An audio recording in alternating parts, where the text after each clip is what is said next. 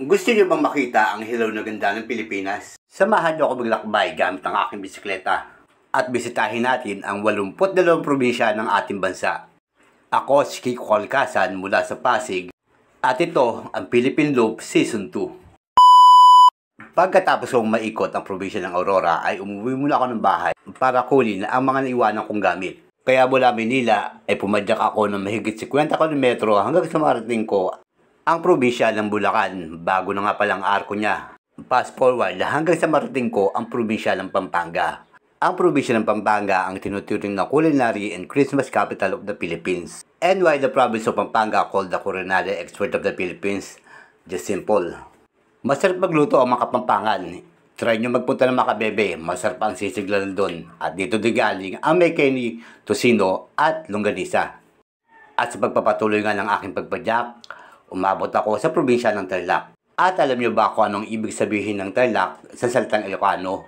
Ito ay talahib, isang uri ng damo. At dito nga sa probinsya ng Tarlac, isinilang si Leonora Rivera, ang kasintahan ni Dr. Jose Rizal na gumanap na Maria Clara sa Noli Me Tangere.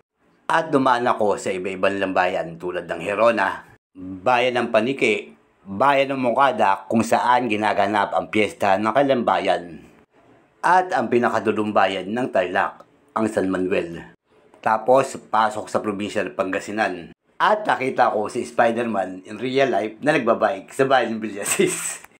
Dumaan sa may lungsod ng Urdaneta. At pasado lang alas 5 ng hapon nang dumaan ako sa bayan ng Binalonan.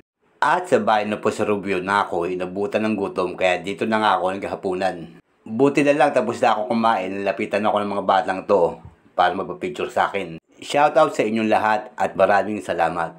Hanggang sa tuloy lang akong abutan ng dilim sa bayan ng Sison. At dito na nga sa terminal ng Partas ako nagpahinga. Maraming salamat sa mga staff at security guide ng Partas. Maraming salamat sa pagpapatuloy niyo sa akin nung gabing yan. At yan nga ang kwento sa likod ng aking panglabing 2 araw na pagtakbo sa buong Pilipinas. Maraming salamat sa panood and God bless.